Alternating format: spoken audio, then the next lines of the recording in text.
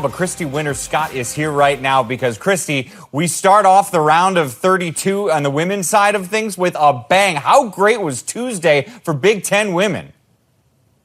It was big, Mike. It was so big. It was so much fun to watch the Big Ten women's teams battle it out and come out on top in both of the games that they played today.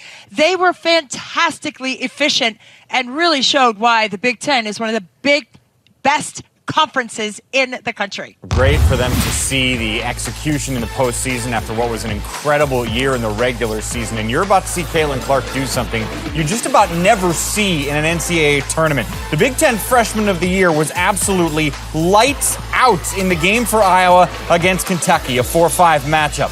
Clark, another three-pointer right here. She can just flip them up and down they go. She hit 6 of those on the day. Hawkeyes up by 12.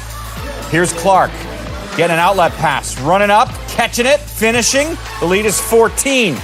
While Clark was the individual story, she was not alone. Monica Sinano has been a great 1-2 addition for Clark. Beautiful pass from Clark to her. Sinano had 14 points. Clark, near the end of the first half, this is unbelievable but true. She had 24 points at the half, more than Kentucky had. She led Kentucky 24-22. More from Clark on her way to history. The lead is up to 24. And then in the fourth quarter, Clark ends up with 35 points, setting a school record for most points in an NCAA tournament game. 86-72. Iowa is moving on to the Sweet 16. And Christy, we've been lucky enough to watch her all regular season, but to do that in this game was something else. Well, first of all, when you are at the top of your opponent's scouting report and they want to keep the ball out of your hands, good luck with that, because I tell you what, Caitlin Clark is a problem for opponents. She scored or assisted on 57% of Iowa's offense. 49 of Iowa's 86 points came because of Caitlin Clark having the basketball in her hands. Mike, you said she had 6 threes. All 6 of those were in the first half, where she was 6 of 8 from range. But she is so crafty and smart with the basketball. She can set up her teammates in such a great way. She had 6 assists. It seemed like she had so many more assists than that, but she also added 7 rebounds as well. She's got 58 points in the NCAA tournament thus far in 2 games, and she's a freshman. We're absolutely watching something truly special here. And yet, like you pointed out, Lisa Bluter doesn't have one player and nobody else. This was a nice team effort for Iowa again in this game. It's always a team effort when it comes to Iowa women's basketball. Lisa Bluter loves the way the ball moves around the floor. They're 3rd in the country in assists for a reason. They make the extra pass. They give up the good shot for the great shot. Monica Sinano, a fantastic complimentary player to Caitlin Clark, who she says is her favorite target on the interior. She had 14 points and 8 boards today, but don't forget about Warnock, who also added 10 points and 8 boards as well. So the Iowa Hawkeyes into the Sweet 16. Would another team be able to join them? Michigan trying to do so, taking on traditional powerhouse Tennessee. It's a 3 versus 6 matchup.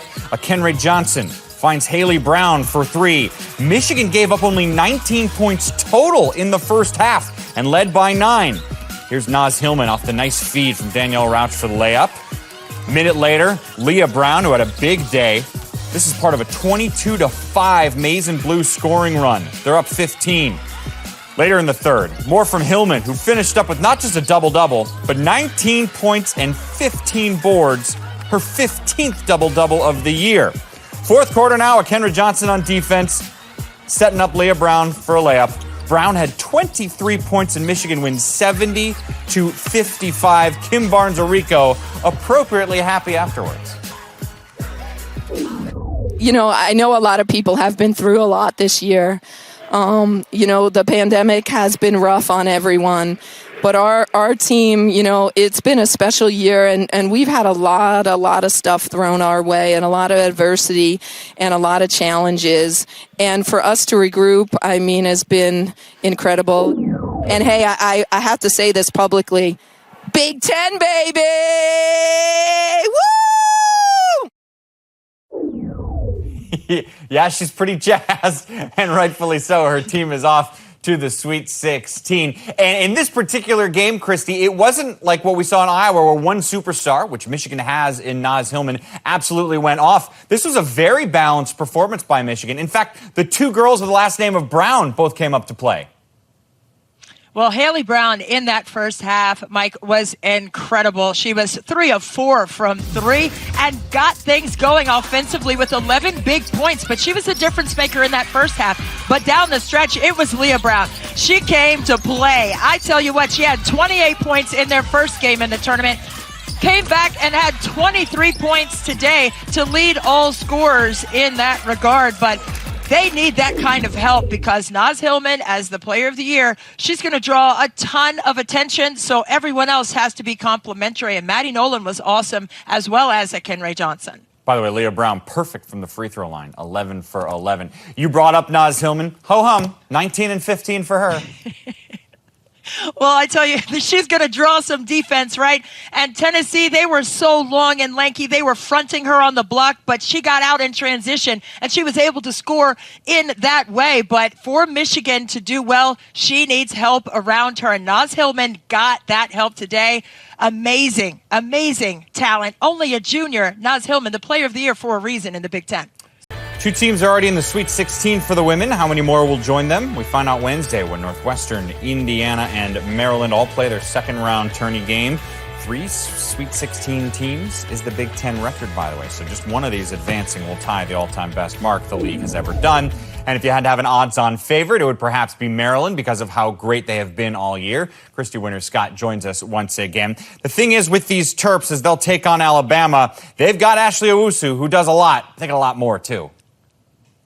Well, Ashley Owusu, I think she has flown under the radar. Only a second-team All-American this year. She's a sophomore, but she does so much for the nation's team that's leading the country in scoring.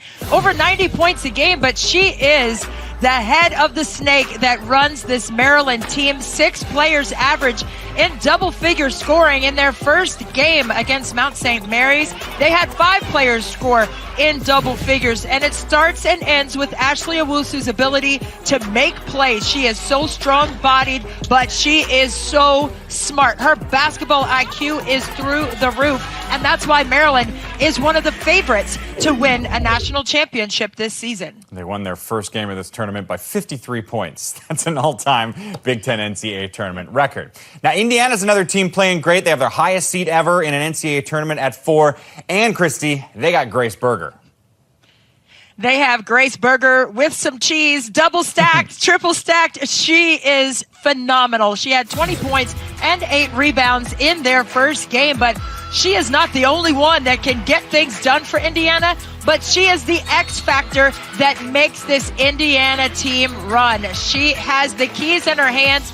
She has 3 triple doubles this season, and she has just been magnificently consistent with her efficient play on the floor. And this is a team that has Allie Patberg, and we know this. She had 17 points in their first game against VCU, but they have so much power on the defensive end. And Terry Morin said after the game, she said, "We pride ourselves on the defensive end. That's all we know how to do." And they have done it, and they need to continue to do it moving forward. And if they get this win coming up in their game, they'll make the Sweet 16 for the first time since 1983, when the tournament wasn't even as big to have 64 teams in it.